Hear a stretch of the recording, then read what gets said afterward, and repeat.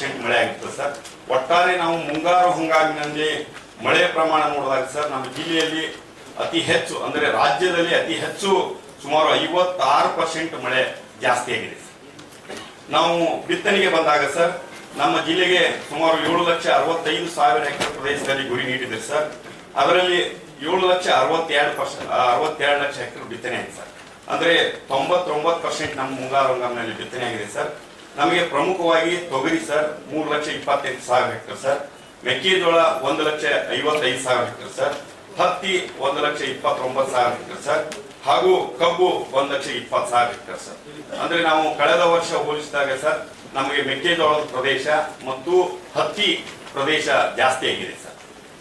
ನಾವು ಮುಂಗಾರು ಹಂಗಾಮಿನಲ್ಲಿ ಸರ್ ನಮ್ಮ ರೈತ ಸಂಪರ್ಕ ಕೇಂದ್ರದ ಮೂಲಕ ಸುಮಾರು 59,529 ರೈತರಿಗೆ ಸುಮಾರು 9,827 ಕ್ವಿಂಟಲ್ ಬೀಜಗಳನ್ನು ವಿತರಣೆ ಮಾಡಿದೆವು ಸರ್. ಅದೇ ರೀತಿ ಹಿಂಗಾರು ಹಂಗಾಮಿನಲ್ಲಿ ಸರ್ 47,000 ರೈತರಿಗೆ ಸರ್ ಸುಮಾರು 27,000 ಕ್ವಿಂಟಲ್ನಷ್ಟು ಬೀಜ ವಿತರಣೆ ಮಾಡಿದೆವು ಸರ್. ಮುಂಗಾರು ಹಂಗಾಮಿನಲ್ಲಿ ಯಾವುದೇ ರಸಗೊಬ್ಬರದ ಕೊರತೆ ಆಗದಂತೆ ಕ್ರಮ ಮಾಡಿದೆವು ಸರ್. ರಾಜ್ಯ ಸರ್ಕಾರದಿಂದ ಒಟ್ಟಾರೆ ನಮ್ದು NDRF ನಾರ್ಮ್ಸ್ ಪ್ರಕಾರ ಸರ್ ಜಿಲ್ಲೆಯ 3,05,677 ಏನು ಘೋಷಣೆ ಮಾಡಿದ್ರು ಸರ್. ಅದರ ಪ್ರಕಾರ 247 ಕೋಟಿ ರೂಪಾಯಿ ಸರ್. ಒಟ್ಟಾರೆ ಜಿಲ್ಲೆಗೆ 580 ಕೋಟಿ ರೂಪಾಯಿ ಸುಮಾರು 3,05,000 ರೈತರಿಗೆ ನೇರವಾಗಿ DBT ಮುಖಾಂತರ ರೈತರಿಗೆ ಮುಟ್ಟಲಾಗಿದೆ ಸರ್. ಅದರಲ್ಲಿ ಕೆಲವು ತಾಂತ್ರಿಕ ತೊಂದರೆಯಿಂದ ಸರ್ 9,000 ರೈತರಿಗೆ ಸರ್ ಅವರು ಬ್ಯಾಂಕ್ ಅಕೌಂಟ್ ಸರಿ ಇಲ್ಲ ಸರ್, ಇನ್ಆಕ್ಟಿವ್ ಅದಾವ ಮತ್ತು NPCI ಸೀಡಿಂಗ್ ಆಗಿಲ್ಲ. ನಾವು ಸಭೆ ಸೇರಿದಾಗ ಮೊದಲನೇದು ಪ್ರಪ್ರಥಮವಾಗಿ ನಾನು ನಮ್ಮ ಉಸ್ತುವಾರಿ ಸಚಿವರಿಗೆ ವಿನಂತಿ ಮಾಡ್ಕೊಳ್ತೀನಿ. ನಾವು ಸಭೆ ಸೇರ್ತಾ ಇರೋದೇ 10 ತಿಂಗಳ ಮೇಲೆ. ಕಳೆದ ಸಭೆ ನಾನು ಬಂದಿದ್ದು 25ನೇ ತಾರೀಕು ಫೆಬ್ರವರಿ ತಿಂಗಳು. ಅಂದ್ರೆ 10 ತಿಂಗಳು ತುಂಬಾ ದೀರ್ಘಾವಧಿ. ಮಾನ್ಯ ಮಂತ್ರಿಗಳೇ, ಏನಾಗುತ್ತೆ ಅಂತಂದ್ರೆ ನಮ್ಗೆ ನಾನು ಏನ್ ಹೇಳಿರ್ತೀನೋ ಅದ್ರ ಫಾಲೋ ಅಪ್ ಇರಲ್ಲ. ನನ್ಗೆ ಹೇಳಿರುವಂತದ್ದು ಮರ್ತೋಗಿ ನಾನು ನೋಡ್ಕೊಂಡು ಮಾತಾಡ್ತೀನಿ. ಹಾಗಾಗಿ ನಿಮ್ಮಲ್ಲಿ ನಾನು ವಿನಂತಿ ಮಾಡ್ಕೋತೀನಿ, ಇಷ್ಟು ದೀರ್ಘ ಅವಧಿ ಕೊಟ್ಬಿಟ್ರೆ ಸಭೆ ತೊಂದರೆ ಆಗುತ್ತೆ. ಅಂದ್ರೆ ಫಾಲೋ ಅಪ್ ಆಕ್ಷನ್ 3 ತಿಂಗಳಿಗೊಮ್ಮೆ ಇದ್ರೆ ಬಹಳ ಒಳ್ಳೇದು ಅನ್ನೋದು. ಹಾಗಾಗಿ ಸಾರ್ವಜನಿಕವಾಗಿ ತಮ್ಮನ್ನ ವಿನಂತಿ ಮಾಡ್ಕೋತಾ ಇದ್ದೀನಿ, 3 ತಿಂಗಳಿಗೊಮ್ಮೆ ಸಭೆ ನಡೆಸಿದ್ರೆ ಇಡೀ ಜಿಲ್ಲೆನಲ್ಲಿ ಬೇರೆ ಎಲ್ಲ ಸಂಗತಿಗಳನ್ನು ನೋಡೋದಕ್ಕೆ ಅನುಕೂಲ ಆಗುತ್ತೆ ಅಂತ ವಿನಂತಿ ಮಾಡ್ತೀನಿ. ಓಕೆ, ನೋಡ್ರಿ ನಿಮ್ದು ಎಷ್ಟು ಜನ ರೈತರಿಗೆ ಕಳೆದ ಬಾರಿ ಅದಕ್ಕೆ ಸಂಬಂಧಪಟ್ಟಂತ ಮಂತ್ರಿಗಳು ಇದ್ರು. ಅವರು ಹೇಳಿದಾಗ ಒಂದು ವರದಿನಲ್ಲಿ ಅವ್ರೇನ್ ಹೇಳಿದ್ರು, 3 ಲಕ್ಷಕ್ಕಿಂತ ಹೆಚ್ಚು ಜನ ರೈತರಿದ್ದಾರೆ, ಆದ್ರೆ 1.3 ಲಕ್ಷ ಜನಕ್ಕೆ ಮಾತ್ರ ನಾವು ಇನ್ಶೂರೆನ್ಸ್ ಮಾಡ್ತೀವಿ. ಹಾಗಾಗಿ ಇನ್ನು ಉಳಿದಂತವ್ರಿಗೆ ನೀವು ಮಾಡಬೇಕು ಅನ್ನುವಂತ ಈ ಒಂದು ಫಾಲೋ ಅಪ್ ನಲ್ಲೂ ಕೂಡ ನಾನು ಗಮನಿಸಿದ್ದೆ. ಅದಕ್ಕೆ ನೀವು ವಿವಿಧ ಕಾರ್ಯಕ್ರಮಗಳನ್ನ ಕೊಟ್ಟಿದ್ದೀರಿ. ಅಂದ್ರೆ ಪ್ರಚಾರವನ್ನ ಚೆನ್ನಾಗಿ ಮಾಡಿದೀವಿ, ಎಲ್ಲ ಮಾಡಿದೀವಿ, ಕೊಟ್ಟಿದ್ದೀರಿ. ಒಂದು 8 ಪಾಯಿಂಟ್ಗಳಿವೆ. ಆದ್ರೆ ನಾನು ಹೇಳುವಂತದ್ದು ಸ್ಟ್ಯಾಟಿಸ್ಟಿಕ್ಸ್ ಕೊಟ್ಟಿಲ್ಲ. ಅಂದ್ರೆ ಈ ಸಭೆಯಲ್ಲಿ 1,30,000 ಜನಕ್ಕೆ ಅನುಕೂಲ ಆಗಿದೆ, 3 ಲಕ್ಷ ಜನರಲ್ಲಿ ಆಗಿದೆ. ಎಷ್ಟು ವ್ಯತ್ಯಾಸ ರವಿಕುಮಾರ್? ಪೇಜ್ ನಂಬರ್ 10 ಸ್ಟ್ಯಾಟಿಸ್ಟಿಕ್ಸ್ ಇದೆ ಸರ್. 1,30,709 ಅದು ಇದೆ. ನಾನು ಹೇಳುವಂತದ್ದು 3 ಲಕ್ಷ ಜನ ಬೆಳೆಗಾರರಿದ್ದಾರೆ, 1,30,0 ಜನಕ್ಕೆ ಮಾಡಿದೀವಿ ಅಂತ ಹೇಳ್ತೀರಿ. ಆ ವೈಡ್ ಗ್ಯಾಪ್ ಯಾಕೆ? 1,70,000 ಜನನ್ನ ಮಂತ್ರಿಗಳು ಹೇಳಿದಂತದ್ದೇನು ಅಂದ್ರೆ ಎಲ್ಲರನ್ನೂ ಒಳಗೊಳ್ಳುವಂತ ಕೆಲಸವನ್ನ ಮಾಡ್ಬೇಕು. ಯಾಕೆ ಒಳಗೊಳ್ಳಿಲ್ಲ ಸರ್? ಮ್ಯಾಕ್ಸಿಮಮ್ ನಾವು ರೈತರಿಗೆ ಮಾಹಿತಿಯನ್ನು ಕೊಟ್ಟು ಪ್ರಚಾರ ಕೊಟ್ಟು ಈ ವರ್ಷ ಏನು ಸರ್ ಮಾನ್ಯ ಸಚಿವರ ಗಮನ ಸರ್, ಈ ವರ್ಷ ಮಾನ್ಯ ಜಿಲ್ಲಾಧಿಕಾರಿಗಳು ಈ ಮಳೆಯಿಂದ ಏನು ಹಾನಿ ಆಯ್ತಲ್ಲ ಸರ್, ಅದಕ್ಕೆ ನಮಗೊಂದು ಅವಕಾಶ ಸಿಗ್ತಾರೆ. ಮಿಡ್ ಸೀಸನ್ ಅಡ್ವರ್ಸಿಟಿ ಮಧ್ಯಂತರ ಪರಿಹಾರ ಸರ್ ಅದನ್ನ ಘೋಷಣೆ ಮಾಡಿ ಸರ್. ಜಿಲ್ಲೆಯ ಏನು ತೊಗರಿಯಲ್ಲಿ ಇನ್ಸೂರೆನ್ಸ್ ಮಾಡಿದ್ರು ಸರ್ ಎಲ್ಲಾ ರೈತರು ಅವರು ಇವರು ಎಂದೇ ಒಟ್ಟಾರೆ ಏನು ಜಿಲ್ಲೆಯಲ್ಲಿ 83,779 ರೈತರು ಏನು ಇನ್ಸೂರೆನ್ಸ್ ಮಾಡಿದ್ರು, ಹತ್ತಿಯಲ್ಲಿ ಏನು ಇನ್ಸೂರೆನ್ಸ್ ಮಾಡಿದ ಎಲ್ಲಾ ರೈತರಿಗೆ ಮಧ್ಯಂತರ ಪರಿಹಾರವಾಗಿ 103 ಕೋಟಿ 28 ಲಕ್ಷ ರೂಪಾಯಿ ಈಗ ಎಲ್ಲ ರೈತರ ಖಾತೆಗೆ ಜಮಾ ಆಗ್ತದೆ. 1,30,000 ಜನಕ್ಕೆ ನಾವು ಇನ್ಶೂರೆನ್ಸ್ ಕವರ್ ಮಾಡಿದೀವಿ. ಶಬಾಷ್, ಅದಕ್ಕೂ ನಾನು ಬೇಸ್ಗಿರಿ ಕೊಡ್ತೀನಿ. ಆದ್ರೆ 1,70,000 ಜನನ ಈ ಒಂದು ಫಸಲ್ ಬಿಮಾ ಯೋಜನೆ ಒಳಗೆ ತರುವಂತದ್ದು. ಅದು ಏನ್ ರೀಸನ್ ಇದೆ ಯಾಕೆ ಉಳಿತದೆ ಅಂತ ಹೇಳಿ ಸರ್ ಅಷ್ಟೇ. ಬಹಳಷ್ಟು ಆಗ್ಬೇಕು ಕಂಪೇರಿಸನ್. ಯಾಕೆ ಆಗ್ತಾ ಇಲ್ಲ? ಇಲ್ಲ ಸರ್, ಅದು ರೈತರಲ್ಲಿ ಮಾಡ್ತಾ ಇದೀವಿ ಸರ್. ಮತ್ತು ಏನ್ ಅಶ್ಯೂರ್ಡ್ ಕ್ರಾಪ್ ಇರ್ತಾವ ಸರ್. ಈಗ ಇನ್ಶೂರೆನ್ಸ್ ಬಹಳಷ್ಟು ತೊಂದರೆಗಳಿತ್ತು. ನಮ್ಮ ನಿರಂತರವಾಗಿ ನಮ್ಮ ಫಾರೆಸ್ಟ್ ಮಿನಿಸ್ಟರು ಹಿಂದೆ ಇನ್ಶೂರೆನ್ಸ್ ಪಾಲಿಸಿ ಏನಾಯ್ತಲ್ಲ, ಅವಾಗ ಈ ಮೇಜರ್ ಈ ಪ್ರೈವೇಟ್ ನವರು ಬಹಳ ಅದು ಅನ್ಯಾಯ ಮಾಡಿದ್ದಾರೆ. ಸೊ ಹೀಗಾಗಿ ಆ ಪ್ರೈವೇಟ್ ಬಂದು ನೀವು ಜಾಸ್ತಿ ನಮ್ಮ ಓರಿಯೆಂಟಲ್ ಇನ್ಶೂರೆನ್ಸ್ PSU ಅಪ್ಪ, ಓರಿಯೆಂಟಲ್ ಇನ್ಶೂರೆನ್ಸ್ ಯಾವ ಪ್ರೈವೇಟ್ ಬಗ್ಗೆ ಹೇಳ್ತಾ ಇದ್ದಾರೆ ಸರ್? ಇಲ್ಲ ಸರ್, ಓರಿಯೆಂಟ್ ಸ್ಟೇಟ್ ಇದೆ ಸರ್, ಸೆಂಟ್ರಲ್ ಇದೆ sir. Oriental insurance company private ದವರು, ಅದೇ ಪ್ರೈವೇಟ್ ನೋಡಿದ್ರೆ ಬಹಳ ಅನಾಹುತ ಆಗುದು. ಅಲ್ಲ ಸಚಿವರು ಸ್ಕ್ಯಾಮೇ ಇದೆ ಹೌದು, ಅದು ದೊಡ್ಡ ಸ್ಕ್ಯಾಮ್. ಇವರು ನಮ್ಮ ಪೈಸಲ್ ಫಾರೆಸ್ಟ್ ಮಿನಿಸ್ಟರು ಬಹಳ ಸ್ಟಡಿ ಮಾಡಿದಕ್ಕೆ ಹೇಳಿರೋದು ಅದನ್ನೇನು ಐಡೆಂಟಿಫಿಕೇಶನ್ ಮಾಡಿ ಏನು ಕ್ರಮ ಕೈಗೊಳ್ಳಲಾಗಿದೆ ಅಲ್ಲ. ನಾವು ಇನ್ಕ್ಲೂಡಿಂಗ್ ನಮ್ಮ minister himself has made private insurance ಬಗ್ಗೆ. ಸರ್ ಇದು ಸರ್ ಕೃಷಿ ವಿಜ್ಞಾನ ಕೇಂದ್ರ ಇದೆಯಾ? ಇದೆ ಸರ್. ಕೃಷಿ ವಿಜ್ಞಾನ ಕೇಂದ್ರ ಆಗ್ಲಿ, ಇದು ಅಗ್ರಿಕಲ್ಚರ್ ಡಿಪಾರ್ಟ್ಮೆಂಟ್ ಆಗ್ಲಿ, ಎಷ್ಟು ಜಾಗೃತಿ ಸಭೆಗಳನ್ನ ಮಾಡಿದ್ದೀರಿ ಈ ವಿಷಯದ ಬಗ್ಗೆ? ಸರ್ ನಾವು ಏನು ನಮ್ಮ ತರಬೇತಿಗಳನ್ನ ಹಮ್ಮಿಕೊಳ್ತೀವಿ ಸರ್, ಮತ್ತು KVK ಮುಖಾಂತರ ಏನು ತರಬೇತಿ ಇರ್ತಾವ ಸರ್, ಈ ವಿಷಯದ ಬಗ್ಗೆ ಸರ್ ಆನ್ ಪ್ರಯಾರಿಟಿಗಳೆಲ್ಲ ಪ್ರಥಮವಾಗಿ ಇದನ್ನ ನಾವು ತರಬೇತಿಗಳಲ್ಲಿ ಫಸ್ಟ್ ವಿಷಯನ ಇದನ್ನ ಜಾಗೃತಿಯಾಗಿ ನಾವು ಹೇಳ್ತಾ ಇದ್ವಿ ಸರ್. ಕಂಟಿನ್ಯೂಸ್ ಆಗಿ ನಾವು ಹೇಳ್ತಾ ಇದ್ವಿ. ಎಷ್ಟು ಹಳ್ಳಿಗಳಿದೆ, ಎಷ್ಟು ಸಭೆಗಳು ಮಾಡಿದ್ದೀವಿ ಸರ್? ನಾವು ವಿಕಸಿತ ಭಾರತ ತಗೊಂಡು ಒಂದು ಪ್ರೋಗ್ರಾಮ್ ಬಂದಿದೆ ಸರ್. ಪ್ರತಿ ಹಳ್ಳಿಗೆ ಹೋದಾಗ ಸರ್ ಆ ವಿಕಸಿತ ಭಾರತ ಪ್ರೋಗ್ರಾಮ್ ನಲ್ಲಿ ಸುಮಾರು ಎಲ್ಲಾ ಗ್ರಾಮ ಪಂಚಾಯತಿಯಲ್ಲಿ ಸರ್, ಜಿಲ್ಲೆಯ ಎಲ್ಲಾ ಗ್ರಾಮ ಪಂಚಾಯತಿಯಲ್ಲಿಯೂ ಸರ್ ಈ ವಿಕಸಿತ ಪ್ರಚಾರದಲ್ಲಿ ಸರ್ ಮೊದಲು ಇದನ್ನಾಗಿ ನಾವು ಇದನ್ನು ಪ್ರಚಾರ ಮಾಡಿದ್ವಿ.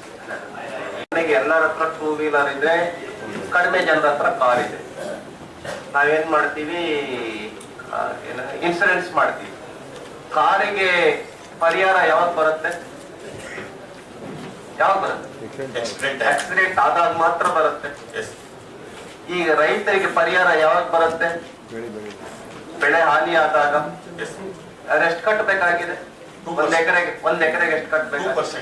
ಅಂದ್ರೆ ಎಷ್ಟಾಗ್ಬೋದು ಅಂದಾಜು? ಸುಮಾರು 2500 ಬೆಳೆಗಳ ವಾರ ಬೇರೆ ಅಲ್ವಾ? 2000 ರೂಪಾಯಿಗಿಂತ ಹೆಚ್ಚಿಲ್ಲ. ನನ್ನ ಪ್ರಕಾರ ರೈತರಿಗೆ ಒಂಚೂರು ಕನ್ವಿನ್ಸ್ ಮಾಡಿದ್ರೆ ಕಟ್ತಾರೆ. ಉದಾಹರಣೆ ನಾನು ಹೇಳ್ತೀನಿ. ಭರಮಸಾಗರ, ಚಿತ್ರದುರ್ಗ ಜಿಲ್ಲೆ ಭರಮಸಾಗರ, ಒಬ್ಬ ರೈತನಿಗೆ ಮೆಕ್ಕೆಜೋಳಕ್ಕೆ ಪರಿಹಾರ ಬಂದಿರ್ತಕ್ಕಂಥದ್ದು 18 ಲಕ್ಷ ರೂಪಾಯಿ.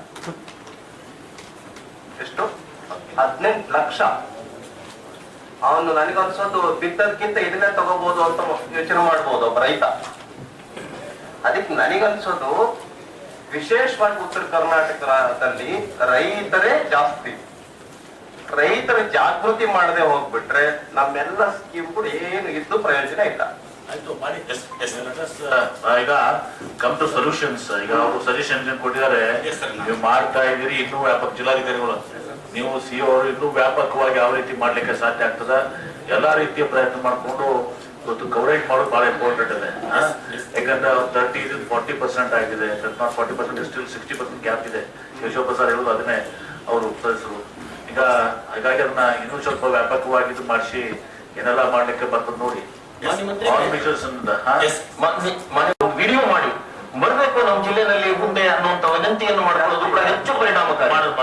Please welcome to solution. ಆಮೇಲೆ ಒಂದು ಹೇಳ್ಬೋದಾ, ಎಷ್ಟು ಜನ ಇದ್ದಾರೆ ಫಾರ್ಮರ್ಸ್, ಎಷ್ಟು ಅಚೀವ್ ಮಾಡಿದ್ರಿ, ಎಷ್ಟು ಜನ ಕೊಟ್ಟಿದ್ದೀರಿ ಸರ್? 3,97,000 ರೈತರು ಒಟ್ಟಾರೆ ಇದ್ದಾರೆ ಸರ್.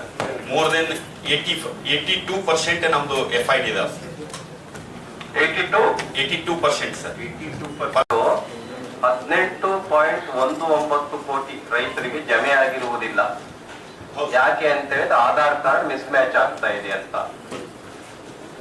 ಈ ಪಾಯಿಂಟ್ ಇಟ್ಕೊಂಡು ಸ್ವಲ್ಪ ಅಧ್ಯಯನ ಮಾಡೋದು ಒಳ್ಳೇದು ಸರ್. 18 ಕೋಟಿ is not A small amount. ಇಲ್ಲ ಸರ್, ಅದು ಬಂದ ಮೇಲೆ ಸರ್ ನಾವು ಈ ತೊಗರಿ ಮತ್ತು ಗೋವಿನ ಜೋಳಕ್ಕೆ ಸಂಬಂಧಪಟ್ಟಂತೆ ಖರೀದಿ ಕೇಂದ್ರಗಳನ್ನು ಎಷ್ಟು ತೆಗೆದ್ರೆ ಎಷ್ಟು ಖರೀದಿ ಮಾಡಿದ್ರೆ ಅದ್ರ ಮಾಹಿತಿ ಕೊಟ್ಬಿಡಿ. ಈಗ ಜಿಲ್ಲೆಯಲ್ಲಿ ಸರ್ ಸುಮಾರು 97, ಓಕೆ 97 ಈಗಾಗಲೇ ಪ್ರಾರಂಭ ಆಗಿದಾವೆ ಸರ್. ಮೆಕ್ಕೆಜೋಳದ್ದು ಖರೀದಿ ಕೇಂದ್ರಗಳು 5 TPMS ನಲ್ಲಿ ಖರೀದಿ ಪ್ರಾರಂಭ ರಿಜಿಸ್ಟ್ರೇಷನ್ 5 ಇದೆ ಸರ್. 5 TPMS ನಲ್ಲಿ ಮಾಡ್ತಾ ಇದ್ದೀವಿ. ಅದು ಸೇರಿ ಎಷ್ಟಾಗ್ತಾವ? ಅದು ಸೇರಿ ಎಷ್ಟಾಗ್ತಾವ? ಅದನ್ನು ಸೇರಿಸ್ಬಿಡಿ. 97 ಒಂದು 5 ಸಭೆಯಲ್ಲಿ ಖರೀದಿ ಕೇಂದ್ರ ಪ್ರಾರಂಭ ಆಗಿದೆ. ಅದೇ TAPCMS ಅಂದ್ರೆ ತಾಲೂಕಿಗೆ ಒಂದು ಎಲ್ಲ ಆಗತ್ತೆ. ತಾಲೂಕು ಒಂದು ಖರೀದಿಗೆ ಮೆಕ್ಕೆಜೋಳ ಇದನ್ನ ನಿಮ್ಗೆ ರವಿಕುಮಾರ್ ಅವರ ಚೀಫ್ ಮಿನಿಸ್ಟರು ಆಮೇಲೆ ಫೈನಾನ್ಸ್ದವರು, ಚೀಫ್ ಸೆಕ್ರೆಟರಿ ಎಲ್ಲರೂ ಕೂಡ ವರ್ಕೌಟ್ ಮಾಡಿ ಈಗೇನಾಗಿದೆ ಪೌಲ್ಟ್ರಿ ಫೀಡ್ಸ್ದವ್ರಿಗೆ, ಆಮೇಲೆ ಎಥನಾಲ್ ಪ್ರೊಡ್ಯೂಸರ್ ಮಾಡೋರಿಗೆ, ಇವರೆಲ್ಲರಿಗೂ ಕೂಡ ಅವ್ರಿಗೆಲ್ಲ ಫ್ಯಾಕ್ಟ್ರೀಸ್ ಎಲ್ಲ ಇದು ಮಾಡಿ ಬಹಳ ವೆಹಿಮೆಂಟ್ಲಿ ಇದು ಮಾಡಿ ಇದನ್ನ ಇದರಲ್ಲಿ ಬಹಳ ಪರ್ಟಿಕ್ಯುಲರ್ ಅವ್ರಿಗೆಲ್ಲರಿಗೂ ಕೂಡ KMF ಇಟ್ಕೊಂಡು ಎಲ್ಲರಿಗೂ ಕೂಡ ಬಹಳ ಟಾರ್ಗೆಟ್ ಫಿಕ್ಸ್ ಮಾಡಿ government is working very very seriously ಏನ್ರಿ. ಈಗಷ್ಟೇ ಬಂದೈತಿ, ಈಗ ರೇಟ್ ಸ್ವಲ್ಪ ಇನ್ಕ್ರೀಸ್ ಆಗಿರ್ಬೇಕಲ್ಲ ಈಗ ಸರ್ 1900 ಚೀಲ ನಿಮ್ಮ ಡಿಸ್ಟಿಲರೀಸ್ ಮೊದಲನ್ನ ಈ ಇದ್ರ ಸಲುವಾಗಿ ಮಾಯಿಶ್ಚರ್ ಸಲುವಾಗಿ ಸ್ವಲ್ಪ ಅವಾಯ್ಡ್ ಮಾಡ್ತಾ ಇದ್ರು. ಈಗ ಇಟ್ಸ್ ಕಂಪಡು 10 ಬಂದಿದೆ ಈಗ. ಸೊ ಈಗ ನಾವು it is moving, government is taken very serious. In ಕೇಂದ್ರ ಸರ್ಕಾರಕ್ಕೆ ಅಷ್ಟು ಜಾಸ್ತಿ ಯಾಕಂದ್ರೆ ಎಲ್ಲ 2400 ಮಾಡಿದಿರಿ ಅದು ಸ್ವಲ್ಪ ಕೇಂದ್ರ ಸರ್ಕಾರದ ಸ್ವಲ್ಪ ನಾವು ಬರ್ಬೇಕಿಲ್ಲ. ಸೆಂಟ್ರಲ್ ಗೌರ್ಮೆಂಟ್ ಆಲ್ಸೋ ಅಷ್ಟು ಸ್ಟೆಪ್ ಇನ್ ಅಲ್ಲ ಅದು ಈ ಉದಾಹರಣೆ ನೀವು ಕೊಡ್ಕೊಂಡು ಅಂತ ದುಡ್ಡು ಬಂದೇ ಬರುತ್ತೆ ಆಮೇಲೆ ಅವರ ನಿಧಿನಲ್ಲಿ ಬರುತ್ತಲ್ಲ ಮುಖ್ಯಮಂತ್ರಿಗಳೇ ಬರುತ್ತೆ ಅಂತ ಕೇಶವ ಪ್ರಸಾದ್ ರೈಸ್ ಮಾಡಿದ್ದೇನಿದೆ, ಜಿಲ್ಲೆಗೆ 5 ತೊಗರಿ ಡಿಫೆಂಡಿಗೆ ಮೇಜರ್ ಆಗಿ ಏನಾಗ್ತದೆ ಇದೆಲ್ಲಾನು ನಿಮ್ಮ ಯಾರು ತಗೊಳ್ಳೋರು, ಪ್ರೊಕ್ಯೂರ್ಮೆಂಟ್ ಮಾಡ್ಕೊಳ್ಳೋರು, ನಿಮ್ಮ ಇದು ಫೀಡ್ಸ್ನವರು, ಆಮೇಲೆ ಫ್ಯಾಕ್ಟ್ರೀಸ್ನವರು, ಹೀಗೆ ಬೇರೆ ಬೇರೆ ಜಿಲ್ಲೆಗಿತ್ತು. ಅದನ್ನ ಈಗ ನ್ಯಾಷನಲೈಸ್ ಮಾಡಿ ಅಟ್ಲೀಸ್ಟ್ ತಾಲೂಕು ಬಂದ್ ಮಾಡಿದ್ದಾರೆ. ಮೊದಲ ಒಂದೊಂದು ಜಿಲ್ಲೆ ಬೇರೆ ಜಿಲ್ಲೆ ಹೋಗಿ ತಗೊಳ್ಳೋದಿತ್ತು ಮತ್ ಸಿಸ್ಟಮ್, ಧಾರವಾಡ ಹೋಗ್ಬೇಕಾಗಿತ್ತು. ಅಲ್ಲ ಬರೀ ಜಿಲ್ಲೆ ಒಂದ್ ಕಡೆ ಮಾಡಿಲ್ಲ, 5 ತಾಲೂಕಿಗೆ ಮಾಡಿದ್ದಾರೆ. ನಾನೇನ್ ಹೇಳ್ತಾ ಇದ್ದೀನಿ, ಅಟ್ಲೀಸ್ಟ್ ಈ ಉದಾಹರಣೆಗೆ ತಾಲೂಕ್ ಪಂಚಾಯತ್ ಅಂದ್ರೆ ಒಂದ್ ತಾಲೂಕಲ್ಲಿ ಎಷ್ಟು ಬರ್ತಾವ್ರಿ? ಒಂದ್ 4-5 ರವಿಕುಮಾರ್ ಮೊದಲು 14 ಜಿಲ್ಲೆ ಒಂದಿತ್ತು, ಬಹಳ ದೊಡ್ಡ ಇದಾಯ್ತು. 14 ಜಿಲ್ಲೆ ಒಂದು. ಈಗ ನಮ್ಮ ಸರ್ಕಾರ ಈಗ ನಾವೇನ್ ಮಾಡಿದ್ದೀವಿ, ಜಿಲ್ಲೆಗೆ ಒಂದು ಮಾಡಿದ್ರೆ ಸಾಕಾಗಿತ್ತು ನಮ್ಗೆ. 5 ತಾಲೂಕಿಗೆ ಮಾಡಿದ್ದೀವಿ. ಮೊದಲ 14 ಜಿಲ್ಲೆಯವರೆಲ್ಲ ಕೂಡ ಧಾರವಾಡಕ್ಕೆ ಹೋಗ್ಬೇಕಾಗಿತ್ತಲ್ಲ ಅವರು. ಓಕೆ ನೋಡಿ, ಇನ್ನೊಂದು ಸ್ವಲ್ಪ ಏನಾದ್ರು ಹಂಚಿಕೆ ಮಾಡಕ್ ಸರ್ಕಾರ ಬರೀ ನೋಡ್ರಿ ಅಲ್ಲಿ. ಅದಕ್ಕೆ ಇನ್ನೊಂದು ರಿಲೆವೆಂಟ್ ಪ್ರಶ್ನೆ ಕೇಳ್ತೀನಿ ನಾನು. ನೀವು ಒಬ್ಬ ರೈತನಿಂದ ಎಷ್ಟು ಖರೀದಿ ಮಾಡ್ತಾ ಇದೀರಿ? ನೀವು 5 ತೆಗೆದಿದ್ದೀರಿ, ರೈತರು ಎಷ್ಟು ಜನ ಇದ್ದಾರೆ? ನೀವು ಹೇಳ್ತಾ ಇರುವಂತ ಪ್ರಕಾರ ತುಂಬಾ ದೊಡ್ಡ ಸಂಖ್ಯೆಯಲ್ಲಿ ರೈತರು ಇದ್ದಾರೆ ಇಲ್ಲಿ. ಅಷ್ಟು ಜನ ರೈತರ ಖರೀದಿನಲ್ಲಿ ಒಬ್ಬ ರೈತರಿಂದ ಎಷ್ಟು ಖರೀದಿ ಮಾಡ್ತೀರಿ? 50 ಕ್ವಿಂಟಲ್ 50 ಕ್ವಿಂಟಲ್ ಮಾಡ್ತಾ ಇರೋದು, ಅದಕ್ಕಿಂತ ಇಲ್ಲ ಜಾಸ್ತಿ. ಅಂದ್ರೆ ಅವನ ಹತ್ರ 10 ಎಕರೆ ಜಾಗ ಇತ್ತು ಅಂದ್ರೆ ಎಷ್ಟು? ಅಂದ್ರೆ ನೀವು 1 ಎಕರೆ ತಗೋತಾ ಇದ್ದೀರಿ, ಅವನ ಹತ್ರ 9 ಎಕರೆ ನಾವೇನ್ ಮಾಡ್ಬೇಕು? ಇದನ್ನು ಯೋಚನೆ ಮಾಡಬೇಕು. ಗೌರ್ಮೆಂಟ್ ನೋಡಿ, ರೈತರು ಇಷ್ಟೊಂದು ಗೋವಿನ ಜೋಳ ಬೆಳೆದಿದ್ದಾರೆ, ಮೆಕ್ಕೆಜೋಳ ಬೆಳೆದಿದ್ದಾರೆ, ಒಬ್ಬ ರೈತರಿಂದ 1 ಎಕರೆ ಇದೆ. ಹಾಗಾಗಿ ನಾನು ತಗೊಳ್ಳೋವಾಗ ತೊಂದರೆ ಆಗುತ್ತೆ. ಇದು ನೀವು ಪತ್ರಕ್ಕೆ ಬರಿಬೇಕಲ್ವ ಸರ್ಕಾರಕ್ಕೆ? ಈಗ ಅವ್ರು ಕೇಂದ್ರ ಸರ್ಕಾರಕ್ಕೆ ಬರಿಬೇಕು ಅಂತ ಅಂದಾಗ ಅವ್ರ ಹತ್ರ ಮಾಹಿತಿ ಇಲ್ಲದ್ರೆ ಹೇಗ್ ಬರೀತಾರ ಅವರು? ನೀವು ಹೇಳ್ಬೇಕಲ್ವಾ ಅದನ್ನ? ಪತ್ರ ಬರ್ದಿದ್ದೀರಾ? ಈಗ ಇದನ್ನ ಡೆವಲಪ್ಮೆಂಟ್ ಕಮಿಷನರು ಡೀಲ್ ಮಾಡ್ತಾ ಇದಾರೆ. ಡೆವಲಪ್ಮೆಂಟ್ ಕಮಿಷನರ್ ಜೊತೆ ಮಾತಾಡಿ ಅವರೇ ಇದನ್ನ ಡೀಲ್ ಮಾಡ್ತಾ ಇದಾರೆ. ಈಗ ಟೋಟಲ್ ನಮ್ಮಲ್ಲಿ ಪ್ರೊಕ್ಯೂರ್ಮೆಂಟ್ ಏನಾಗ್ತಾ ಇದೆಯಲ್ಲ, ಟೋಟಲ್ ಎಷ್ಟಿದೆ ಅದು ನಮ್ಮ ರಾಜ್ಯದಲ್ಲಿರುವಂತಹದ್ದು ಸುಮಾರು 35 ಲಕ್ಷ ಏನೋ ಇತ್ತು. ಅದರಲ್ಲಿ ಏನಾಗಿದೆ, ಈ ಹೋಲ್ಡಿಂಗ್ ಮಾಡ್ಕೊಂಡು ಹೋಗ್ತಾರೆ. ಕೆಲವು ಏನಾಗ್ತದೆ,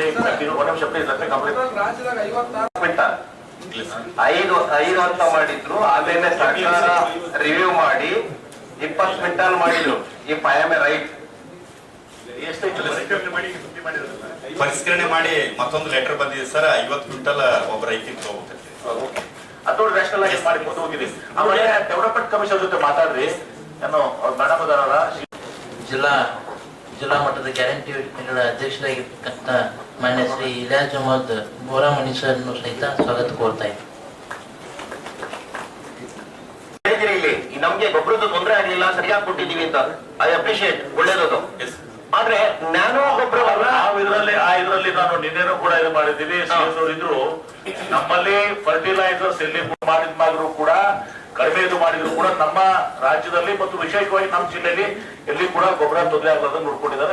ಕಾಂಪ್ಲಿಮೆಂಟ್ ಒಳ್ಳೇದು ಮಾಡಿದ್ರು ಒಳ್ಳೇದು. ನಾನು ಅದನ್ನೇ ಅಪ್ರಿಶಿಯೇಟ್ ಮಾಡಬೇಕಂತದ್ದು. ಇನ್ನೊಂದು ಏನ್ ಕೇಳ್ತಾ ಇದ್ದೀನಿ ಅಂದ್ರೆ, ನ್ಯಾನೋ ಗೊಬ್ಬರವನ್ನ ನಾವು ಪ್ರೋತ್ಸಾಹಿಸಬೇಕು ಅಂತ ಕೇಂದ್ರ ಸರ್ಕಾರದ ಒಂದು ಯೋಜನೆ ಇದೆ. ಈ ಜಿಲ್ಲೆಯಲ್ಲಿ ನ್ಯಾನೋ ಗೊಬ್ಬರವನ್ನ ಎಷ್ಟು ಬಳಕೆ ಮಾಡ್ತಾ ಇದ್ದೀವಿ?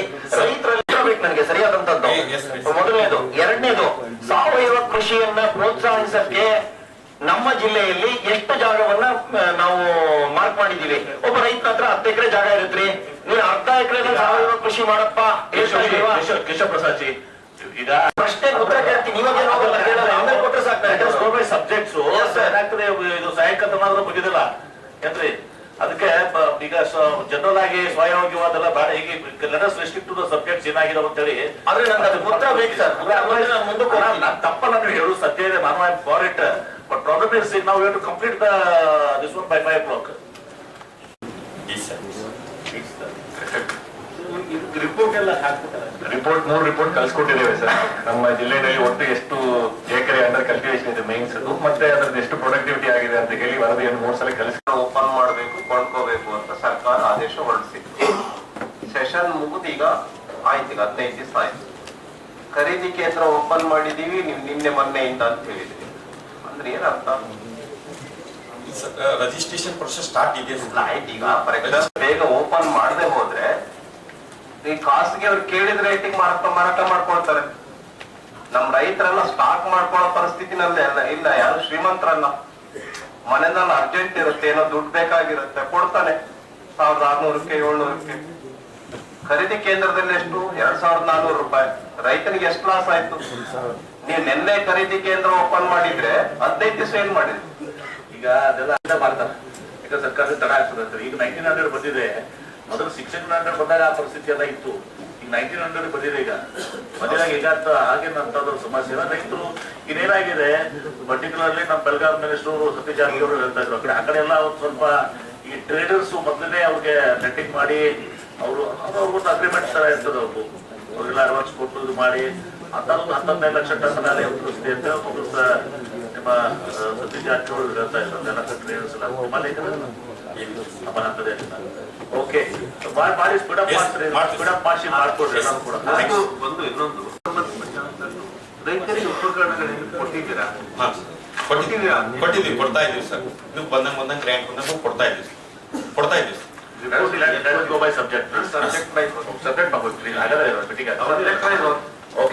ಉದ್ಯೋಗನು ಇನ್ಶೂರೆನ್ಸ್ ಬರ್ತದೆ ಸರ್. ಬರಲ್ಲ.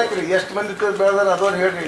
ತುಂಬದವ್ರ ಎಷ್ಟು ಮಂದಿ ಹೆಸರ ಉದ್ದಿಗೆ ಎಷ್ಟು ಮಂದಿ ತುಂಬ? ಟೋಟಲ್ 3000. ಇಲ್ಲ, ಉದ್ದ ಹೆಸರು ಹೇಳಿ ನಾವು ತುಂಬ ಸರ್. ನಮ್ಮಲ್ಲಿ ಇದು ಉದ್ದು ಬೆಳೆದವ್ರು ಸರ್ 2368 ಮಂದಿ ಸರ್. Insurance ಕಟ್ಟಿದವ್ರಿ sir